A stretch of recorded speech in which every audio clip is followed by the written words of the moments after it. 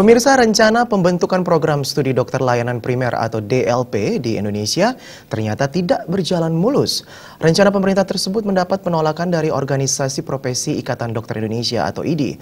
Padahal tujuan pembentukan DLP adalah untuk menghasilkan dokter yang cakap melalui peningkatan kompetensi. Dokter layanan primer atau DLP merupakan sosok baru profesi dokter yang lahir dari Undang-Undang Pendidikan Dokter Nomor 20 Tahun 2013 dan implementasinya baru pada tahap persiapan tahun ini. Pembentukan program studi DLP mendapat penolakan dari IDI sebagai organisasi profesi. Padahal IDI terlibat dalam penyusunan RUU Pendidikan serta ikut sejak awal pembentukan prodi ini. Meski menuai kontroversi, prodi DLP tetap akan dijalankan di Indonesia mulai tahun depan. Tapi Menteri Kesehatan mengatakan bahwa ini harus jalan. Ya, sebab kalau tidak jalan, kita yang salah.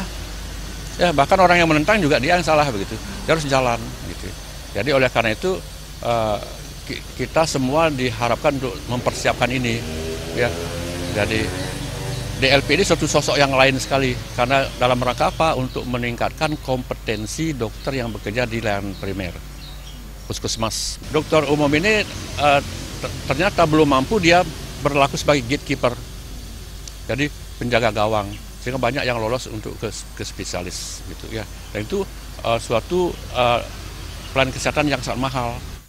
Dikatakan dokter layanan primer menjadi tren global. Negara-negara maju menerapkan hal ini sebagai pendidikan lanjutan setelah pendidikan kedokteran dasar yang setara dengan spesialis. Tujuannya untuk meningkatkan kompetensi dan kualitas dokter, terutama pada layanan primer yakni puskesmas. Terdapat 12 fakultas kedokteran termasuk Universitas Udayana yang bersiap membuka prodi DLP. Lama pendidikannya dirancang 2,5 hingga 3 tahun. Darmawan, Bali TV.